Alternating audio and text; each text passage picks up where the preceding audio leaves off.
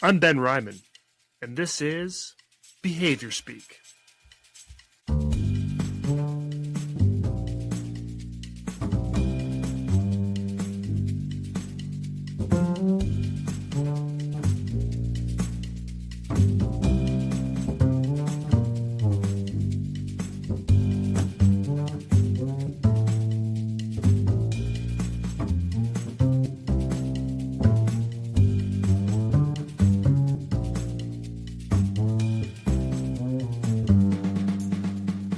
Dr. Erika McDowell is a former New Jersey Governor's Award recipient and honors graduate of Howard University and New York University. Erika is an equity steward at Wildflower Schools, co-CEO of the Black Wildflower Fund, and owner of Inspired Minds Collide. She earned her doctorate in education from Drexel University in Educational Leadership and Management and was honored as one of Drexel's 40 Under 40 in 2022. Dr. McDowell has received the Association for Positive Behavior Support's Ted Carr Early Career Practitioner Award and was recently re-elected to the APBS Board of Directors for a second term. She has served as an Executive Director of Professional Development and Director of PBIS Youth Court for the School District of Philadelphia. Her in-depth experience includes restorative practices, equity, positive behavioral support, conflict resolution, classroom management, coaching, leadership development, and behavioral data support. She has also served as a clinical associate professor of educational leadership and policy at the State University of New York in Buffalo. Dr. McDowell continues to nurture the minds and gifts of leaders, teachers, and youth nationwide. Welcome, Erika. Hey, Ben. Excited to have you. I'm excited to be here. Can I tell you, this is a long time coming. I've been listening to the podcast and just excited to share and have a great conversation with a great person. So thank you for the invitation. Oh, I appreciate you. That's awesome. Before we get started, I just want to acknowledge I am producing this podcast in the lands of the Comox, Clayhoose, Homolko, and Kla'amin First Nations, and I'm grateful to be here. And proud to sit on Lenni Lenape land right where I am in PA, New Jersey. Thank you so much for that acknowledgement. Right on. Appreciate it. All right, Erika, tell me a little bit about yourself. Or a lot. If someone says to me, tell me about yourself, I tell people that I'm an educator, a trainer, an advocate, and a disruptor. Educator, I'm trained. I am certified to teach theater in New Jersey. Also have a superintendent certification in New Jersey. I'm a girl from Jersey and that loved teaching and loved education. My dad's a retired teacher. And I really wanted to help somebody. Growing up in New Jersey, growing up in Patterson, and growing up in this family of love, right? My grandpa was one of the first business owners who identified as Black in the city of Patterson, right? Thinking about how my family, my uncle is a former director of recycling for our city. And so all of my work has been all about community and making sure everyone has what they need to be successful. So, went to Rosa Parks School of Fine and Performing Arts, drama major, vocal minor. Went to Howard University, got my BFA in theater education, then went right to NYU, got my master's in educational leadership in colleges and communities, educational leadership theater in colleges and communities. So I was able to do study abroad work in London, in Ireland, and thinking about how we use theater as a tool to liberate folks. And then after that, I took a break and started working, started teaching. I'm actually taught in the same district my dad started in. People used to call me Baby McDowell because we have the same face and wear glasses. And he was an art teacher. I was a drama teacher. So it was this and so going into my first year of teaching was it was a lot. Because I had all these degrees at that time. I had a master's degree and I realized that I wasn't teaching theater. I was loving on my students. And so that evolved into, at the time, I think this was 07, 08, my district had a RIF, a reduction in force of 800 teachers, and I was one of them. True story. And so it's crazy how I'm talking to people now, and we have the opposite of please come work, please come work. I was in a situation where I didn't have a job anymore. And so that's how I opened up my consulting work. So I just started helping people.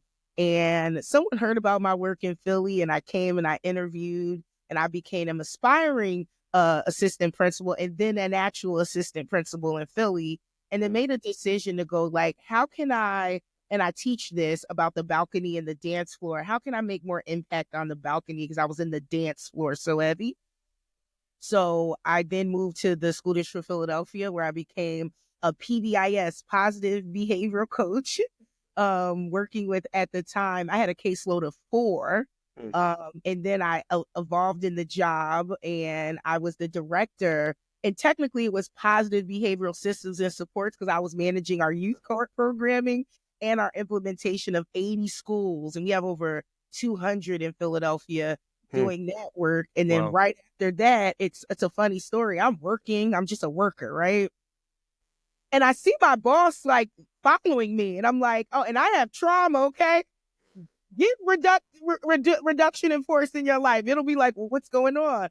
And we had a conversation, and I was able to energize the executive director of professional development at the School District of Philadelphia in the Office of Student Support Services. And I was so proud of that. And during that time, I went and got my doctorate. Shout out to my Drexel Dragons. Went and was able to really do this beautiful hybrid program and really thinking about how we actually live this work. And so got my doctorate. And then all of a sudden, I was talking to a friend who was opening up a school in New Jersey. One of the biggest dreams I've ever had in my life was to open a school. And Ben, I'm here to tell you that that has not happened yet. But I also am proud to say that I'm helping other people. So I decided to move to Wildflower Schools, a beautiful ecosystem where we're opening small liberatory Montessori schools in the community in which you live. And I've been doing that work. And then after that, I decided to go to Buffalo, became a clinical associate professor in that school. And it's crazy when we talk about like wellness and behavior. I got very sick. And when I moved to Buffalo, it was right before the terroristic attack at the supermarket that I live 6 minutes away from. Then a month later, I get a call. My girlfriend and I are in the car. And when I moved, my doctors were like, something's funny in your blood work. So I kept doing tests and found out I have an autoimmune disease, specifically rheumatoid arthritis, and changed my ability. So my first time leaning into FMLA. I've never taken FMLA in my life. And then I made the conscious decision to say, how am I going to center myself? And so currently, I'm the co-CEO of the Black Wildflowers Fund, trying to raise $10 million and bring that money back into educators who haven't got those opportunities. And I have that lived experience. Equity steward for the Wildflower Schools. So remember, I'm opening schools for New Jersey. I definitely moved into another role, stewarding equity work. And I love the word steward, right? We don't do equity, we steward it. And then I'm managing my Inspired Minds Collide. That's my baby ever since. And people are like, how did it start? I got riffed. So baby, Inspired Minds Collide, where we coach and we support folks. Just got off of a plane from Michigan, doing an end-note for a group of beautiful educators, doing this courageous work we call education. And I am funny. I'm a sister. I'm a daughter. And I'm just really wanting to live and be who I've been called to be. And part of my calling is, and it's a quote, if you've come here to help me, you've wasted your time. But if you've come because your liberation is bound up with mine, let's work together. And I feel like that's an indigenous quote, Aboriginal community, Australia, right? They usually attribute it to Lila Watson, but she's literally like, no, it was a community statement. That's who I am. I'm trying to figure out who I'm connected to and realizing our liberation is bound with each other. That's why I have a million jobs, but also realizing that I have to center myself and be whole. And I'm just trying to just live my calling and really be connected to the people that my liberation is bound with. Wow. Is theater still a part of your life? Yeah. Okay, so yeah. Shout out to Mr. George Delaney, my theater teacher. In high school, theater is a part of my life in a very interesting way. When I get up to speak, Maya Angelou says it's a video if you ever watch it. She's like, when I get up to speak, I bring everyone with me, right? I bring those theater skills. So thinking about, and I'm looking in my corner, I still have my little theater drama kits, right? What are tools we need to meet people where they are? And some of those things of like really listening to folks, making sure people have a safe experience, curating that experience. In theater, we talk about something, the fourth wall, right? So one of the things that I don't do is I break the fourth wall constantly, right? And so how did I adapt that theater background to give folks what they need to be successful? And if I'm honest with you, Ben, I get nervous every time I do something. And my theater experience has prepared me to go, the show must go on, regardless of how I feel and how do I show up. And so those are the ways that theater triculates for me. And I also just love the theater. I am about to go to the Nutcracker. I took my niece. We went to see Tina the musical on Broadway. And so I'm also a very big advocate and fan of the theater and how theater, and I learned this in Ireland and London, how it can be used not just on the stage. And so I try to bring those things, those relational things, as I work and talk to people through my 2 degrees in theater. And how can that be a tool of liberation? So yes, I'm always a theater girl, and you can probably hear it. Absolutely. Yeah. I am still a theater girl, true and true, but I've moved those skills to something else. Well, hopefully I get to write another play another day, produce it. I would love to do those things, but there's something that I got to do in this world that's connected to me before I get to those like graceful living my theater dreams out. Yeah. And so were you acting and pretending like as far back as you can remember? Oh my gosh. So there's a funny story. I come from a very religious background and very conservative to the most part. We're like, you go to school, you're going to do this. So when I was a child, I always wanted to be a lawyer. It was like, you make money, I can help people, right? And what evolved was my personality. And so in elementary school, I went to a small private Christian school. And as much as I'm big, I can be introverted as well. And they wanted to recreate Sister Act, like a part of it.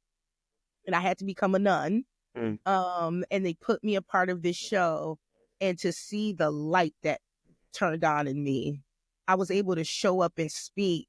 I'm also the child that when I was 3 hid under the bed when the photographer came. So I do suffer with anxiety. Theater gave me a way to like use my anxiety to my benefit, right? And do those great things. So I've always been interested in the theater, but it's giving me those tools. And I remember, and that's what made me apply to Rosa Parks School of Fine and Performing Arts, right? My goal was just to go to like parochial school. I'm like, I'm gonna go to parochial school. That little thing in my 8th grade year changed my whole life. And so I've always, and it's funny, Ben, if you call my parents' home line, you will hear all the theatrics because I am still the voicemail after 14 years. So away. People still, and it's a funny story. Outside of my consulting, right? I host baby showers, bar mitzvahs, right? I hosted someone's wedding reception. And so no, like people just ask me like, can you do this? And so I'm honored that little thing that was cultivated for me as a child is still manifesting. I'm able to use it in different areas. So it's still there. Right on.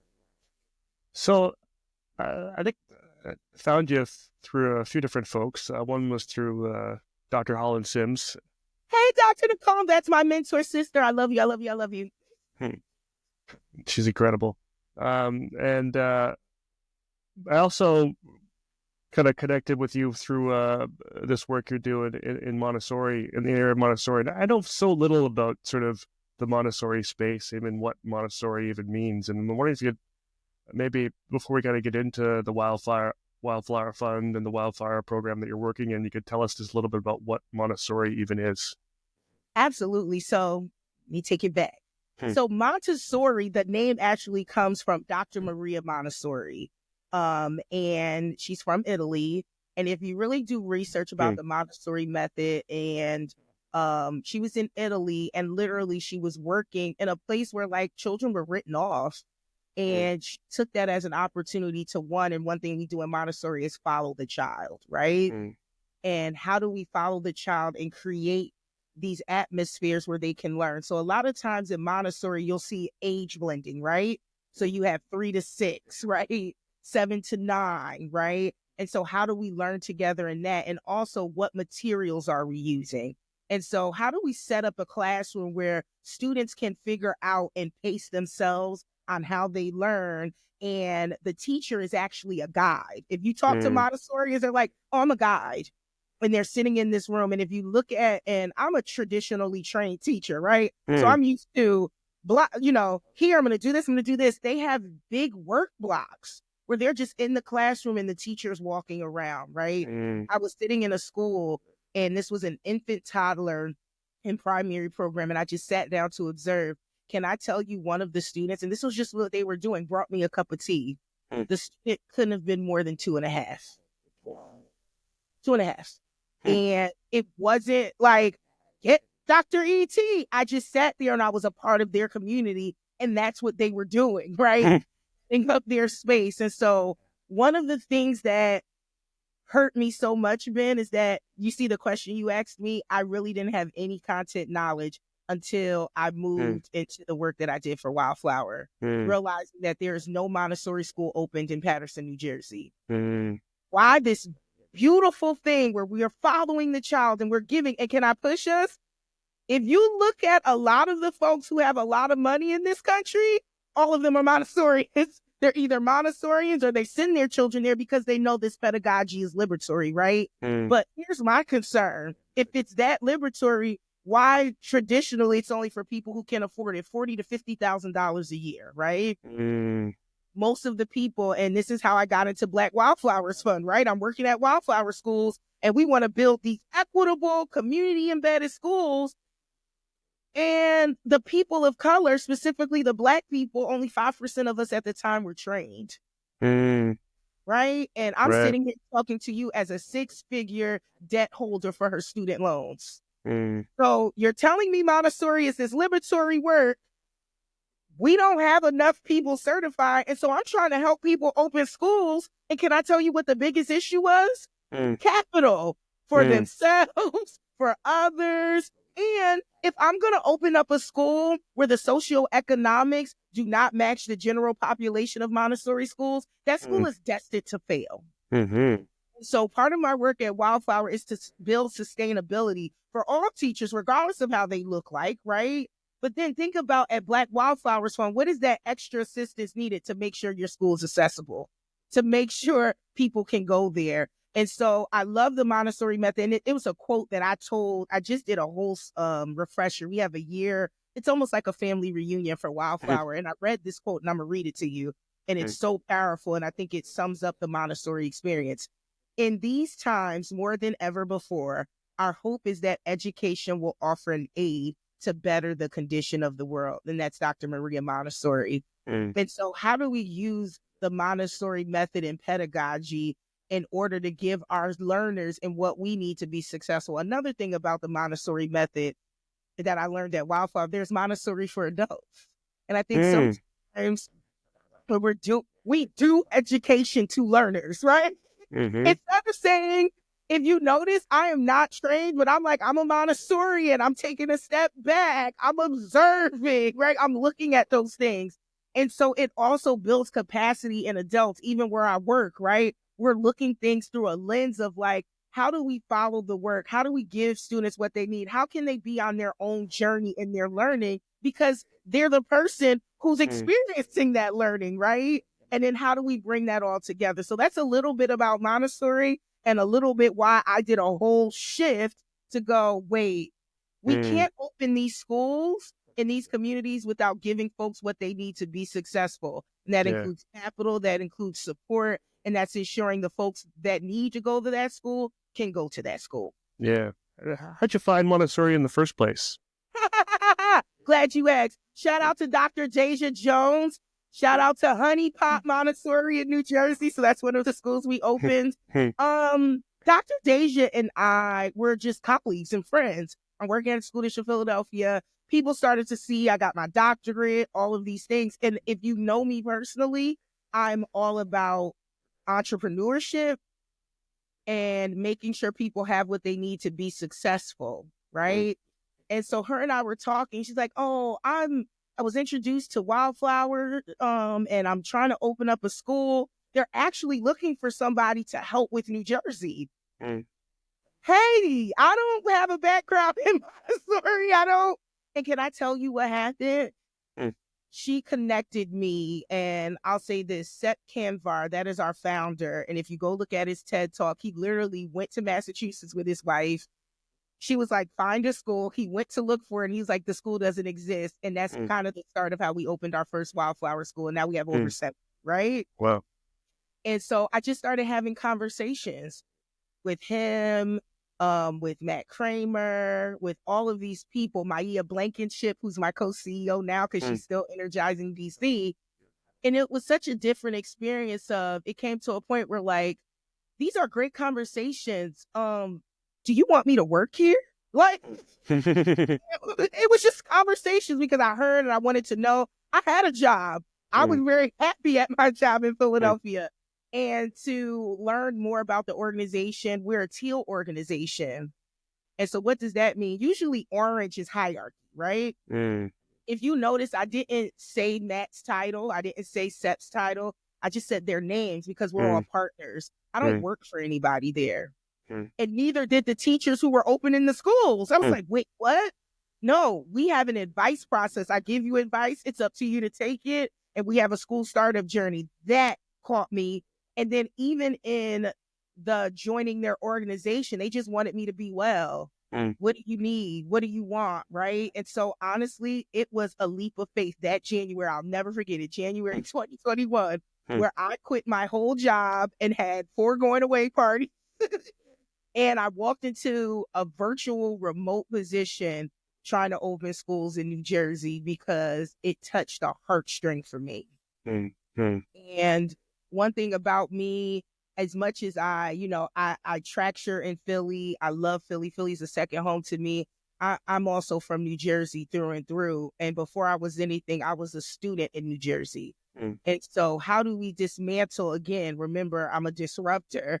I felt like I could disrupt a little bit of just because you live in a certain city doesn't mean you have to go to that school. Just because you're a teacher doesn't mean you have to teach there. Maybe you can own your own school. One of the things that hurts me so much is that my dad's a great educator. I'm a great educator. We didn't produce a school out of that, right? Like, it happened. And so that's what made me shift. It was like a very guttural reaction to a friend who was going through this process. And now I'm so happy. Like now it's the Mid-Atlantic region. They have about 4 schools that are open and tractioning for 3 or 4 more, right? Wow. I'm also about that work of just because Erika's not there, how do I build sustainability? So no, I am not leading that work. I'm an equity steward, but I also still sit on advice teams, right? Where I'm able to give that information and take a step back and support folks. I'm supporting 2 Black men in Philadelphia right now, trying to open up a school, sitting on their advice team. So that's how it was very happenstance. It was more of an organization loving me and saying, I know you care about this work. We can get you up. And they paid for me to like, go learn about Montessori, go do those things. And that was pretty easy for me. But no, it was very happenstance of a friend said they were opening up a school and there was an opportunity and they couldn't get rid of me after those conversations. And I came on that January. So it sounds like you're breaking down a lot of barriers. I'd like to hear a little bit more about those barriers. Why does it cost $50,000 to go to school at a Montessori school? Okay, Ben, you dancing in my dissertation, but we're going to go there. It costs that much because let's go back to education, right? Education in America, specifically, I'm only going to talk here, has an industrial complex, right? That's how our America was built. So like when schooling was structured, it was in this industrial way, right? And what we've come to learn is, and then you think about Brown versus Board of Education, right? Actually, and you think about my dad, he's a Black man. Only 2% of people who are teachers are Black men, right? Really, Brown versus Board of Ed, as much as it was a big legislative thing, it literally said, great, we're going to bring everyone together. Who lost their jobs? Those small Black communities, because, right? And not that that was a bad thing, but what was the system behind it? And I think that plays a part. So industrial complex, right? Then it's like, okay, these legislations moved a lot, right? We just started building wheelchair ramps in the 80s. You know what I'm saying? Like, so this is just like so did we create schools based on the learner, or did we just create this system and hoped for the best? I think that's part of why we're here. And so we go to the 80s and like no excuses and, like punitive education, that didn't work. Right? And so what we've come is that we're putting Band-Aids on bullet wounds. And when I talk about disruption and dismantling, that's exactly what I mean. Again, my dad was a union leader. I was a public school teacher. I believe in public education. But my question is it sustainable? Is it giving folks what they need to be successful? If things change, will it crumble?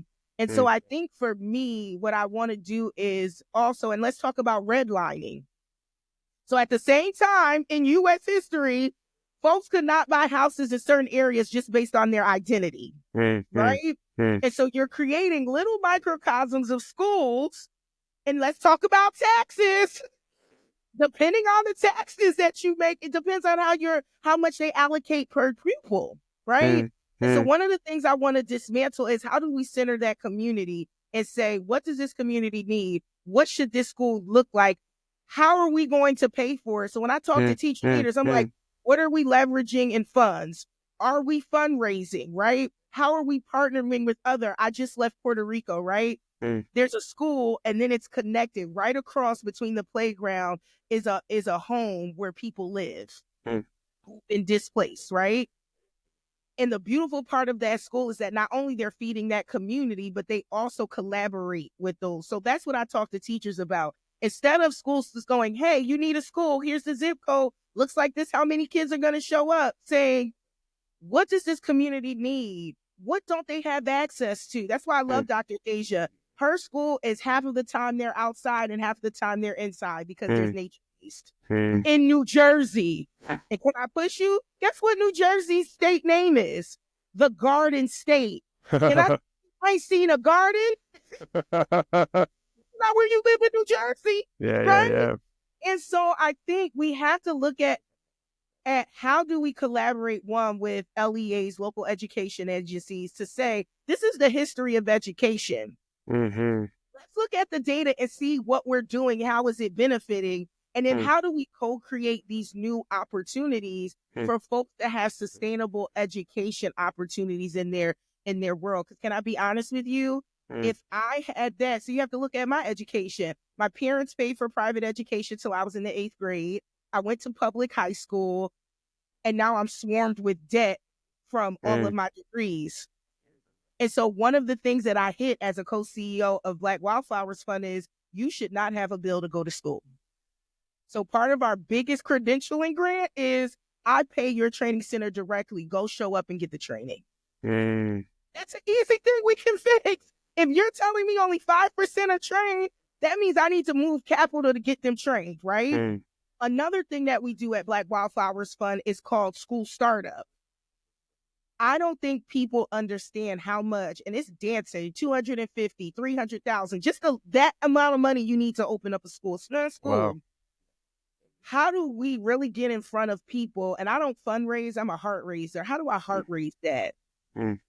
How can we put money in folks' hands who we know are trained well and know what they're supposed to do, right? Instead of buying into a system that might not work out, right? Depending on legislation or any of those needs. And I think one of the things that we also do, we have a teacher leader council. So they're seasoned educators who are not partaking in a grant, and they get to walk with us to look at grants and see how we allocate money. Why are we hiding the screen of how we do the work? And so I'm glad that we had our inaugural council. We have 4 more people, and they're going to look at applications next week for our Ignite grant. What is that grant? Things happen, Ben.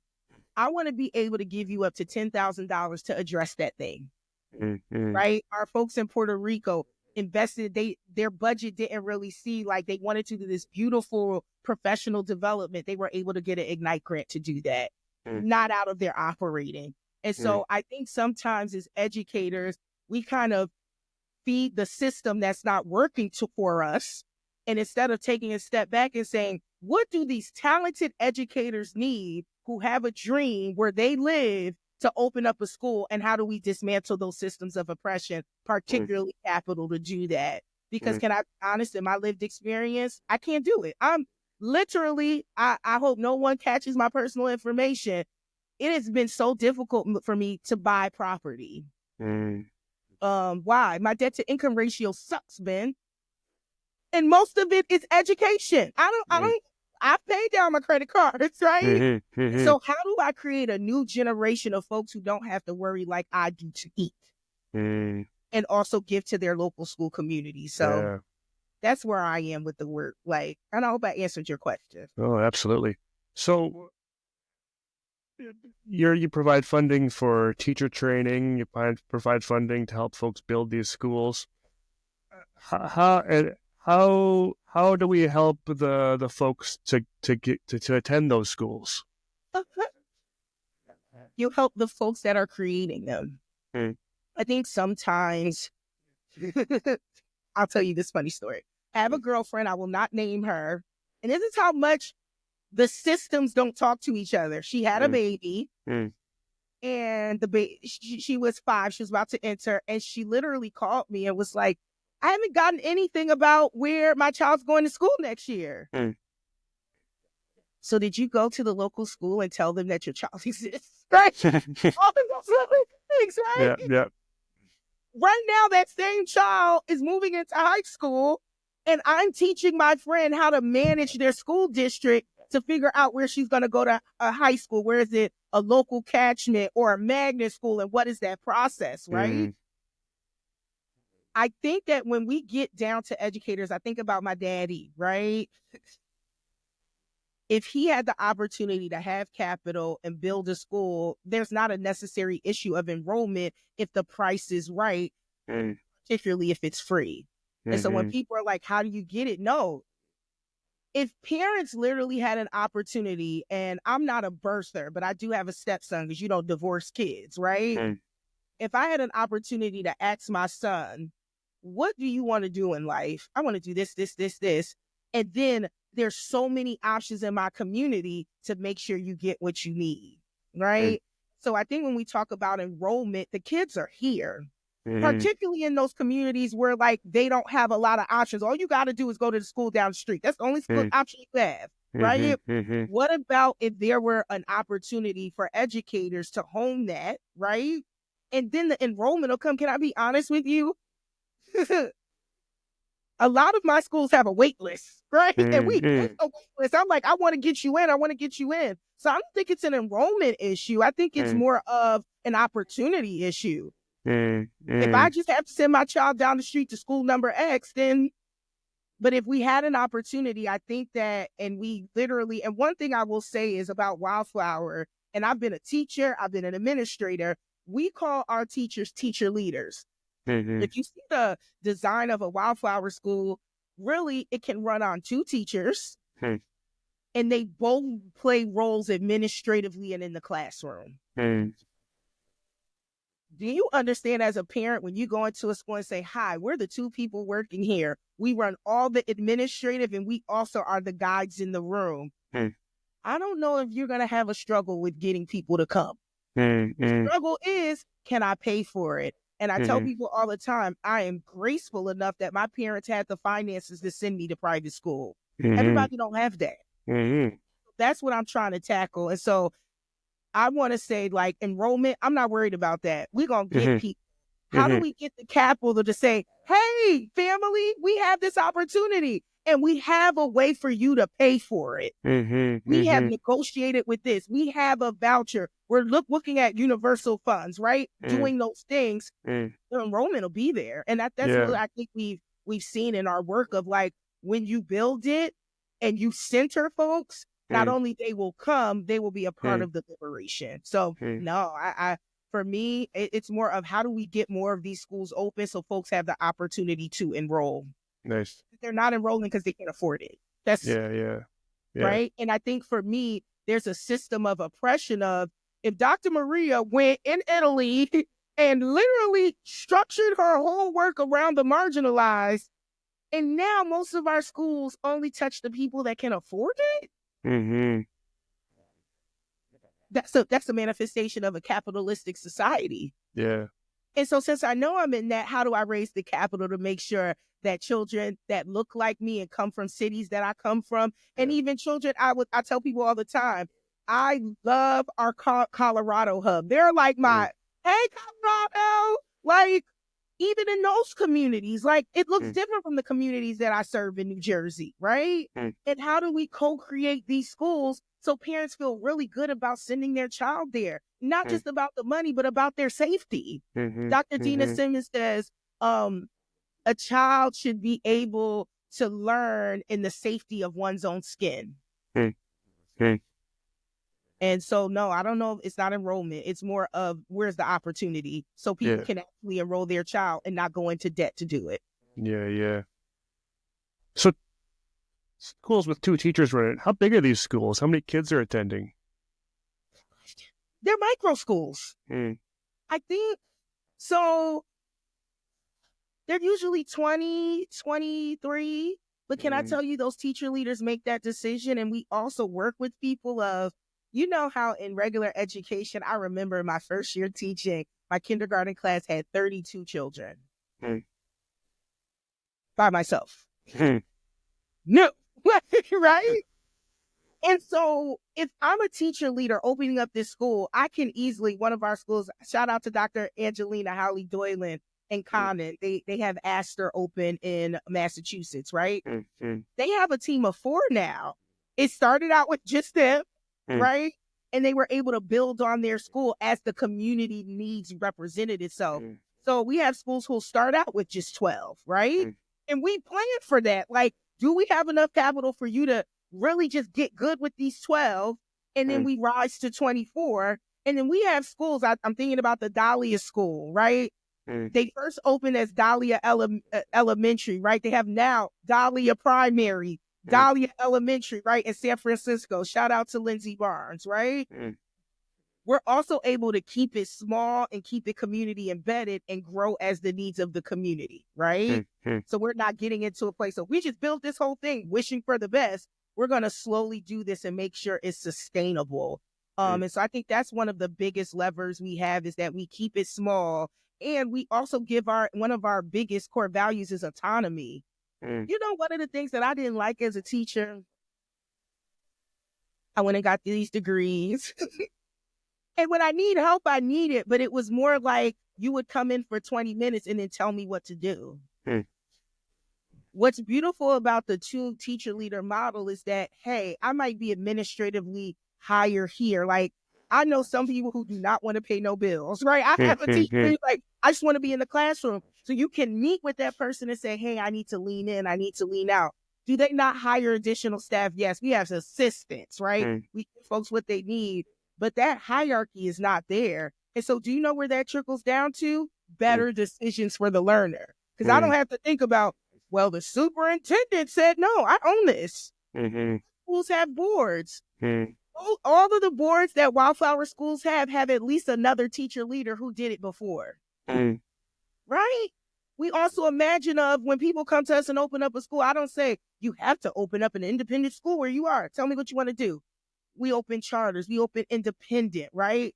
We have, right? So we allow people to dream and then we make that work done. Because once we do that, I think that we're in a better position to give our communities what they need as it relates to schooling. So Montessori doesn't become this thing that I can never get. It's like, oh, this is definitely an option for me and they are engaging me and I can make a better choice for my family. And is Montessori just like the early grades? Like how high does it go? Shout out to Dr. Kamante Heidelberg. And so he's a professor at the Ohio State and he tracks her through, he's a Black man in psychology. and he did our fireside chat for Black Wildflowers Fund in June. And he went to the first public Montessori school in Ohio, in Cincinnati. He had Montessori all the way up, right, to high school. Wow. We have in Wildflower a beautiful high school, the Earth School, right? So when people come to me and are like, I want to open up a high school, let's figure that out. And then I'd love to come let you see that school, right? Yeah. And learning looks very different. So it's all ages, but can I tell you the systems of oppression have told us, usually when I say Montessori, people are like, early childhood. Yep. Yes.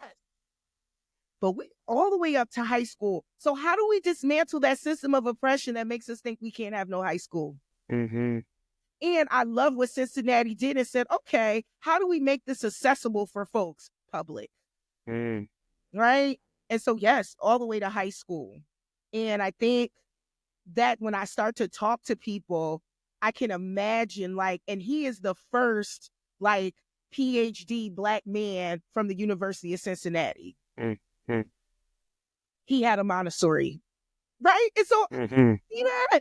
There's a link, yeah. There's a link.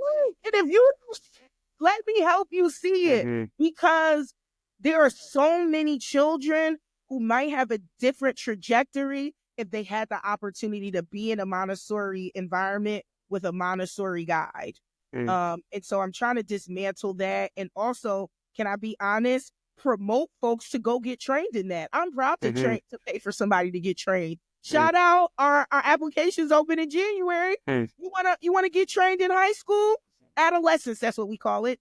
I have a couple training centers, right? And I tell people all the time, MACD. So we're MACD accredited, right? So if you find a MACD accredited school, let me send you there. Let me pay for it, because we need that high school. We need more. I wish we had more. And so I don't know anything about funding. I don't even know anything about funding here, let alone in the U.S. But is when you say a public school, does that mean this school is getting the same kind of public funding that a regular high school is getting? So here's and I want to talk through this. I love it. My professor hat on. So when you open up a charter school, it is essentially a public school. And I think, honestly, I've worked in charter schools and public schools, right? Okay. I think there's a battle of you're taking money out of the public sector to give to charter folks, right? I can dance with that, because I've also been around people where it's like, ooh, this school is not better than the public school down the street. I think for us, it's how do we really think about the system in which schooling is and open it up for everybody. That's why I talk about redlining. I don't understand why my zip code dictates to me the kind of schooling I have. That's literally someone's lived experience. And so I think when we talk about, and I know you talked about funding. So yes, a charter school has public dollars, but what I push people is I just talked about a model where that model doesn't change. And we have to have these conversations with folks. They're like, wait, you're doing it this way? Yes, we are. Go see the River School in D.C. We were the one application that got through in D.C. for a charter, and it is in a home. Go look at it. So how do we, and I think sometimes when I talk to people about that funding structure, how do you know if you're going to misuse the funds? I'm giving these funds back to teachers to manage these things. Because when you look at different CMOs and charter management organizations, hierarchy, and this person is so disconnected from this person, I can see how funds could be misappropriated. I'm sure we can see that. But when we talk about these liberatory schools, particularly in our Wildflower network, right, it actually equalizes the playing field to give Zani and Ebony, I'm naming them, they have names, who run the River Seed School, who are part of a public charter. And then giving access to those students in that ward who would have never had that opportunity. I don't think that's going against our public system. I think it's righting wrongs for people who didn't have that opportunity. Awesome. And so, yeah, that's how funding goes. Yeah. You've said liberatory school a few times. What do you mean by that? Liberation means freedom. And I think, and I'm going to say it, I think we're getting caught up in like diversity, equity, inclusion, and not really talking about being free. And Dr. Aize, he is the former executive director of American Montessori International. Shout out, Doc, right? He was like, how can I usher education for learners when I'm not free? And that's the goal. And that quote, I might have twisted it, right? I think sometimes, and I'll tell this story and I'll come back to liberation. One of the things that excited me about education was my daddy's lived experience. My dad is still a full-time pastor. I mean, he's 75, he's pushing it, right? But he worked for over 30 years teaching art and always had the capacity when he came home to be present for me.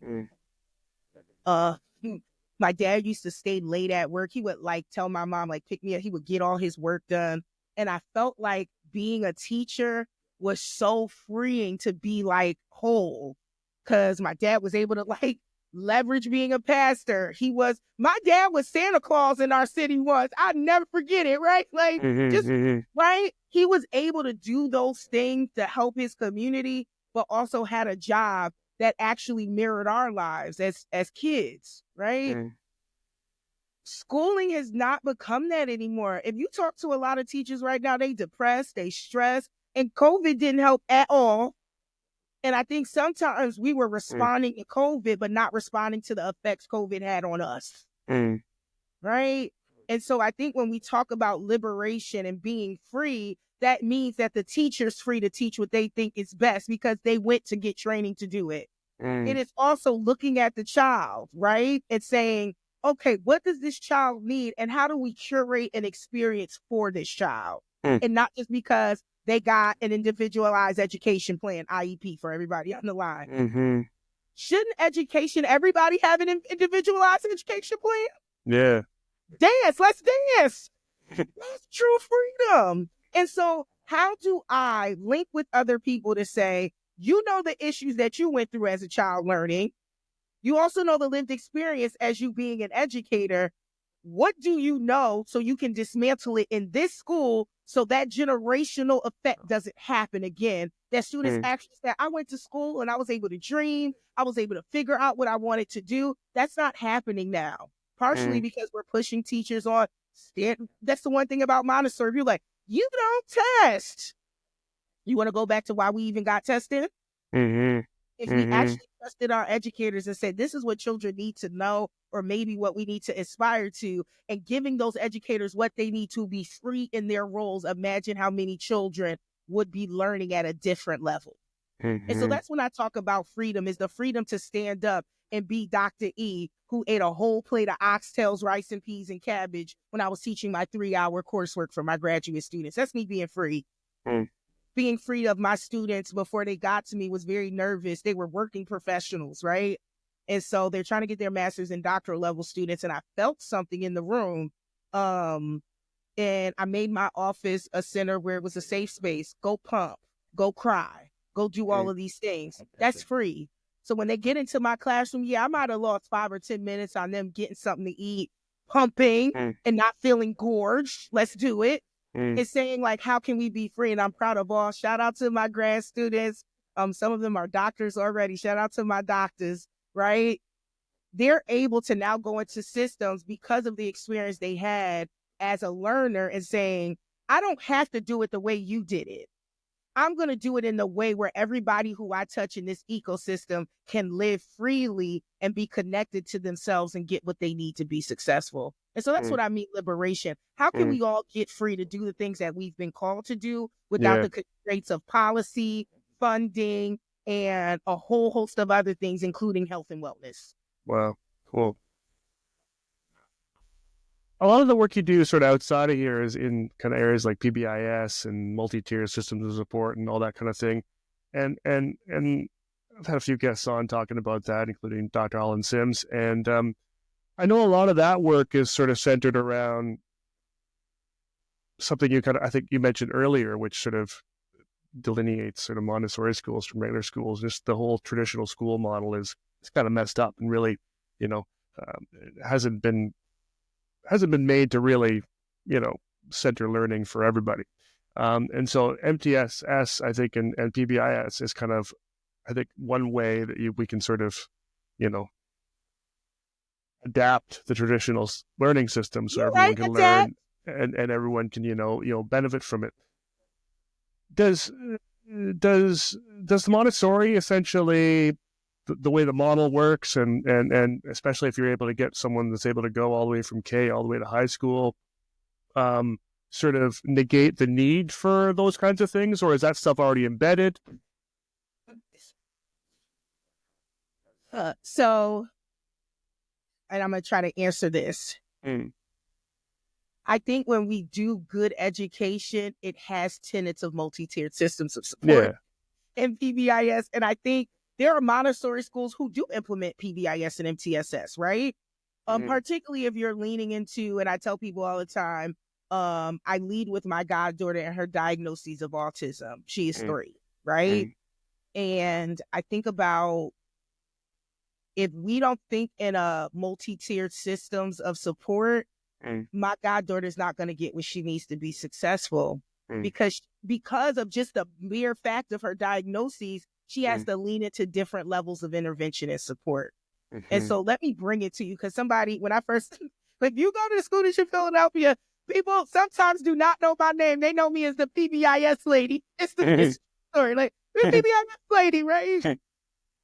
I think when you talk about Montessori and we talk about multi-tier systems of support and we think about the whole child and bringing all of these things together, I think that's just what good schooling is. But we just had to go spell it out for some folks, right? Can I give you one thing? And I think sometimes there's been this conversation of PBIS and MTSS can be oppressive and racist. It sure can. Why? Because some of us are showing up oppressed with our own stuff. And so anything can harm. And I think when you talk about when people fracture up, it's about giving teachers and leaders the tools to give folks what they need. And I think PBIS does that, particularly in teaching.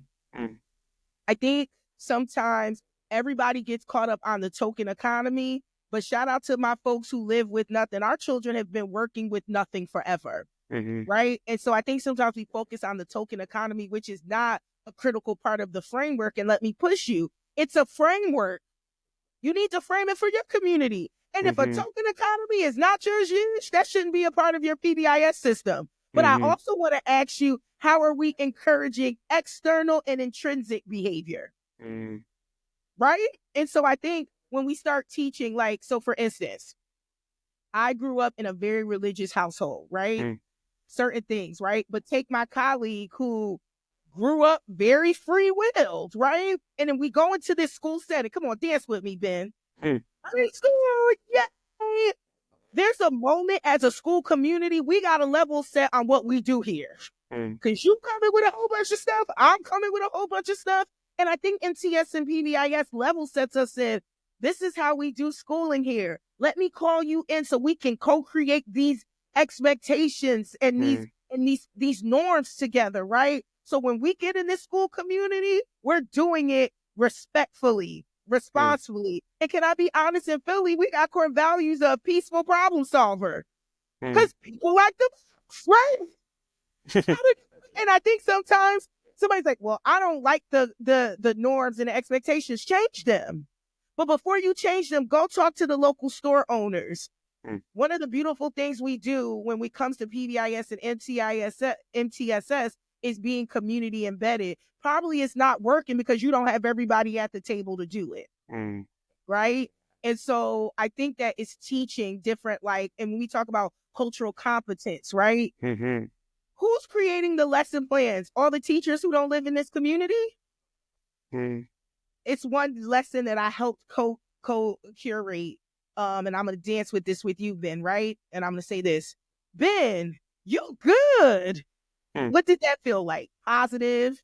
If I said, Ben, you good. And so part of it is understanding one's home culture and knowing, that's how I talk to my family all the time. You good mean 10 things. And so I bring, instead of saying, ooh, from a teacher's, and again, that's when power comes in. I don't know anything. No, Tell me more about your home culture. How can we embed it into this work? That's what PBIS and MTS does. It helps us bring everything together. And then if we're giving everything to everyone, let's talk about the tiers. No child is a tier. Say it with me. No child is a tier. The tiers are for you, okay? Tier 1, all. That means you're doing it for everybody. And what's supposed to naturally happen in MTS and PBIS, because you're looking at the data systems and practices, right? Who is not benefiting from everyone getting the same thing? Targeted support. But I'm still benefiting from what everybody else is getting.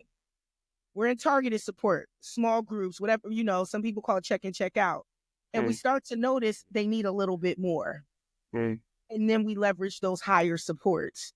And guess what? Some people, and this is how NTSS and PBIS get a bad rep, people should be able to move back down as they get what they need, right? Yeah.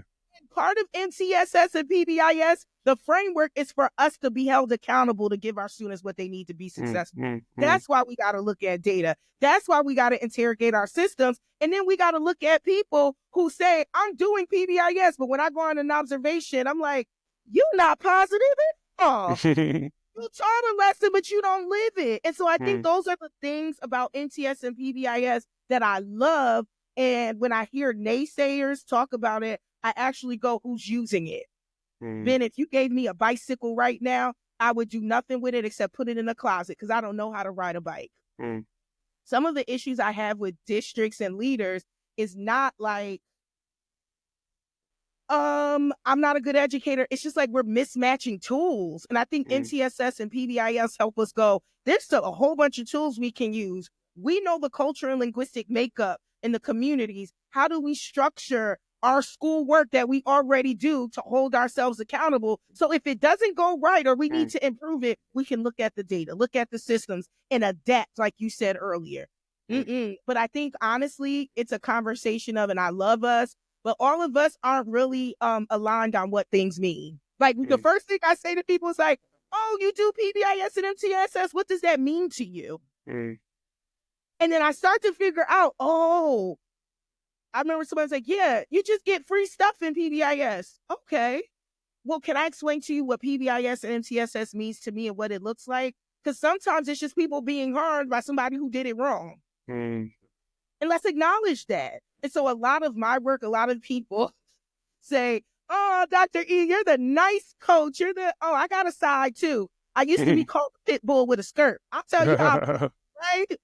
But I think it's more of how do we be honest with ourselves and saying something happened here. And I'm going to pull on Dr. Ron Riddiker's help analogy, history, equity versus equality, love, and practices and pedagogy. Do that. Learn the history. Before you do PBIS, what's your history here? Analyze equity versus equality. Are you like my first grade teacher? Everybody got a pen? Great. That's cool. But if I don't have a hand, do I need a pen? Love. I'm going to argue that love is always part of students' sense of belonging.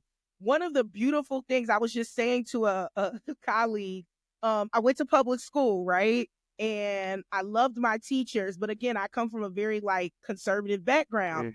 And I had to get grades on costumes. I never trick-or-treated in my whole life. I don't celebrate Halloween, right? Just because the way I was raised. And the way my teachers adjusted that thing to say, you have to change who you are to fit here. It says, what do we have to change for you to belong?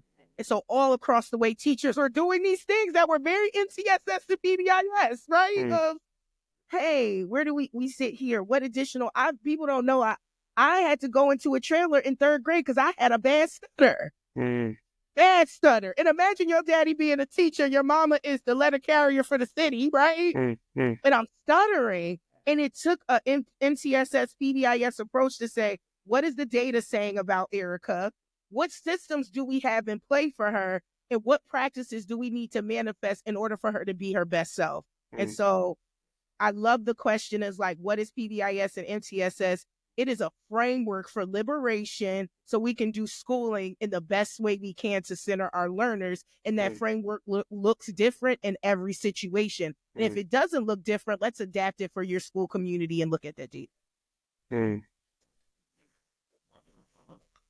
I'm sorry, man. That's just where I am. Like, yeah, no, for sure. And kind of circling back to the Montessori again, just thinking about, because I know you talk a lot about belonging, and thinking about the belonging of students. Is Montessori a place for kids like your goddaughter? Yes. I'm thinking about, yes, and Ben, you're the greatest tool in your toolbox. And so am I. It would be, but there's also teachers and practitioners that I'm very hesitant about being in my goddaughter's ecosystem if they are not clear on how to do their job. And so I'm going to push you. I was on an advice team. Shout out to Katie Rodriguez, right? She opened her school because she's a mom of someone who has a diagnosis, right? Sure. And so what did she do? Her Montessori school looks very different, right? And so they have additional staff, right? They're still doing Montessori, but they still have work blocks. But then also they hired additional staff because students need that level of support, right? And guess who else needs that level of support? The guide. Let's go back to Erika teaching 32 kindergartners. I needed something. Like, most of my kindergartners were not on reading level. Can I tell you I spent my first year doing our bodies are instruments. Let's make our bodies the alphabet so they could know so they could cite words. That's what I spent a lot of time doing, right? And so when we talk about Montessori, I think what is the difference between, and remember I talked about industrial complex, system, public education. Montessori pedagogy doesn't have to be bound by that, so they can give Catalia what she needs. Because I don't have to go through 5 million people, go through Title 1, 2, 3 funds, right? I know my budget. We make decisions. We know what these children need, and we're going to curate an environment to give it to them. And that's what's so powerful about the Montessori experience, that I want people to actually have access to. I'm not telling you to send your kid to Montessori, but do you have the access where I can say Catalia can go there? And Catalia's mom doesn't have to stop her world to pay for it. See that connection? I do, and I think that's why, honestly, I'm in the Montessori space, but I'm still in the public education space, and I'm still doing MTS PBIS work, right? Because I think sometimes in this work, we isolate ourselves so much. There's so much I've learned from being a Montessorian and being with Montessorians that I bring to PBIS and MTSS.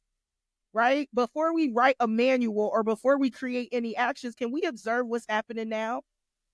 I tell people all the time, I do this question in this training. I say, would you rather? So, Ben, you rather work alone or in a group? Sure, yeah. Right? You pick one. The last question I tell them not to answer, and this is the question. Would you rather give folks what they need to be successful or what you think they need? And that goes back to data. And that goes back to PBIS and MTSS. And that goes back to the connection of Montessorians can make data-based decisions in the moment without the guise of rhetoric, policy. And I think that's what's happening in Montessori spaces that I need to be able to share with the entire world. And of course, bring in public dollars, bring in public charters, right? So people can see this different lived experience because it gets us where we need to go. Yeah. You know, I think, and this is kind of I think just my bias kind of coming out in that, and probably everyone's bias, is that, you know, schools are generally run one way. You know, there's a curriculum that the state or the province or the country sort of designs, and everyone's going to follow it. Doesn't matter what it is, doesn't matter what. And certainly some states make them more restrictive and less, and some make them less, and that sort of thing. And so I think when I think of Montessori, I just want Montessori to also be in a box where Montessori is just something where kids get followed around and teachers do stuff a little differently, but it's going to be all the same in every Montessori school. And I think what you're telling me is that because it's a liberatory school, each and every school has the freedom to do their own thing. Yeah. Maria didn't do that in Italy. Let's go take it back. And I think for us, and that's why I give history about industrial complex and like systems, we're kind of giving people what we think they need. But, and I think I want to dismantle that notion in education where it's like, can we just go and see where people are and curate systems in order for them to gather that? That's what I love about my teacher leaders. That's what they're doing. I live and work. Most of them are tried and true educators who've had public jobs. And it's like, something's not working. And I think also what we have to do is, and I tell people all the time, you also have to hold the people who are still stuck in the horrible education choice and situation. And I'm a product of that, of like, I feel like we're shifting and becoming aware, but I did not have the opportunity to have a Montessori experience. I also am carrying a lot of debt, right? And because someone told me my whole life, if you get an education and you're a good person, you'll be just fine. I'm not just fine, Ben. And imagine being sick on top of that. I've had to make decisions of, should I go to work today? I remember passing out at one of my jobs because my time was off, but I wasn't feeling well, and I like passed out. And the teachers are making those decisions every day. And so how can I change the environment where teachers feel whole, where they have a teacher leader to say, I don't work on Wednesdays. What? Okay. That is okay. Or I don't like teaching a math block.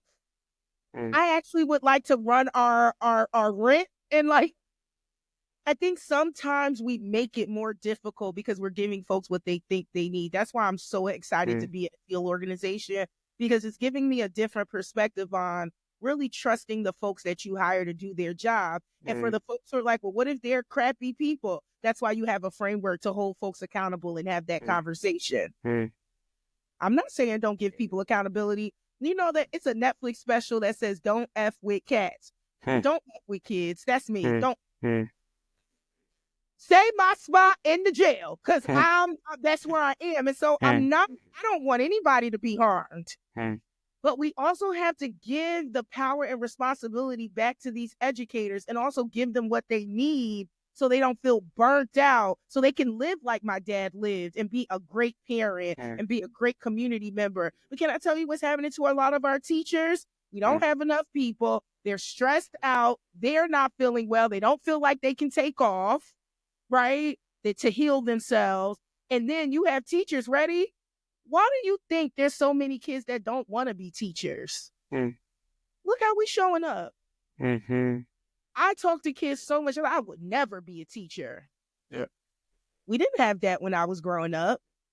Why? Because we've taken so much of that away from like the teacher, where we brought it back to them and said, here's the genius. Because can I push you, Ben? You talked about like, every collegiate course in education always teaches differentiated instruction.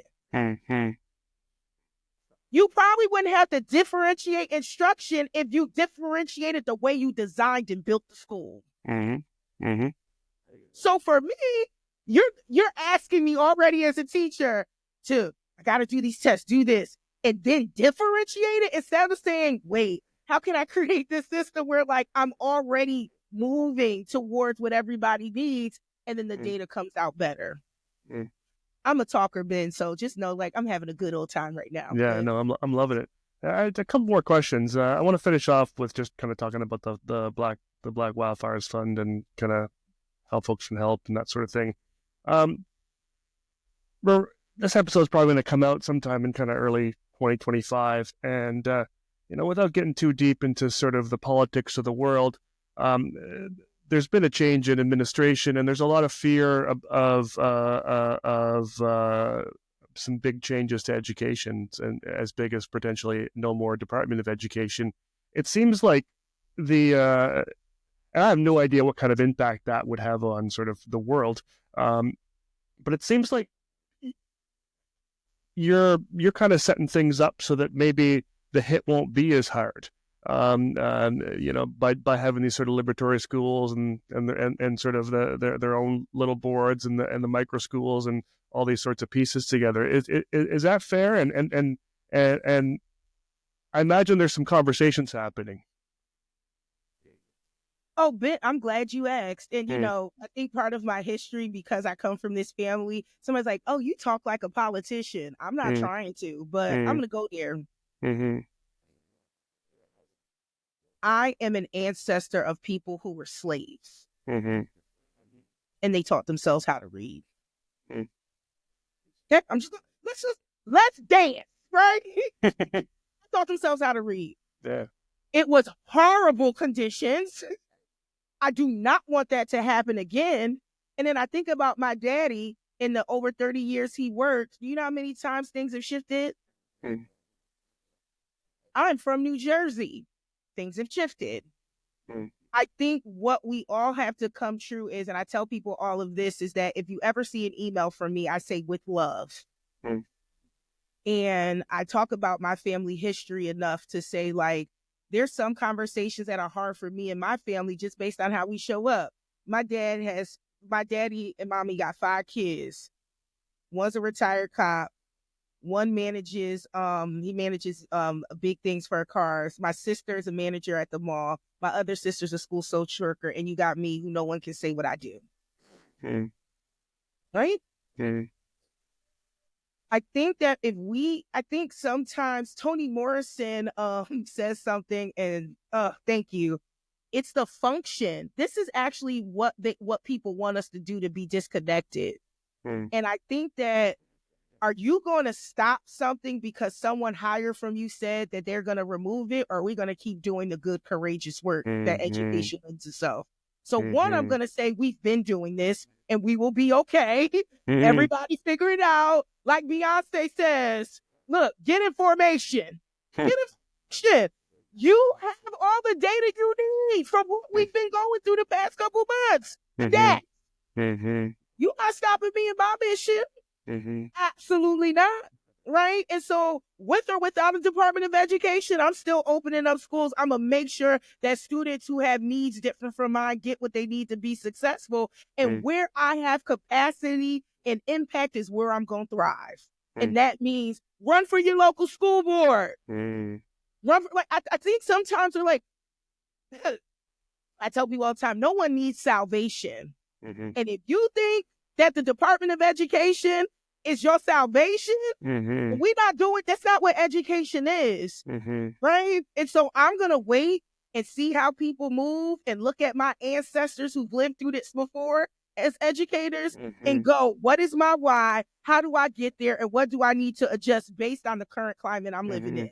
For instance, right? I know I need to be a better fundraiser because it's just naturally unstable right now, right? I think also what is happening in our country right now is a clear division.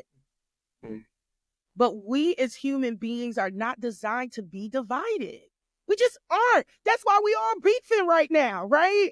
But if I get to a room, right, and I'm having a conversation and thinking about getting folks in the room who believe different things than I believe and say, can we come to a common goal that our children need to be educated for the next 4 years? Okay. Now let's harp out how this is going to happen. I think we have to, Glenn Singleton talks about courageous conversations. We have to have the courageous conversations, letting folks know where we stand, where they stand, and then planning ahead forward, right? Oh no.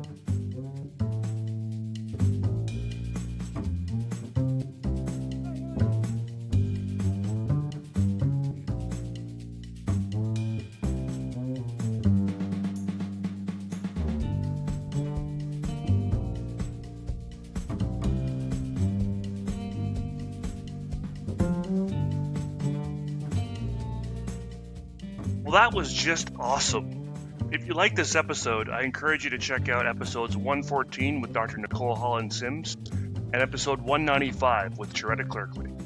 If you enjoyed this episode, please consider leaving a review on Apple Podcasts, Spotify, or wherever you get your podcasts. And please follow us on Instagram @BehaviorSpeak.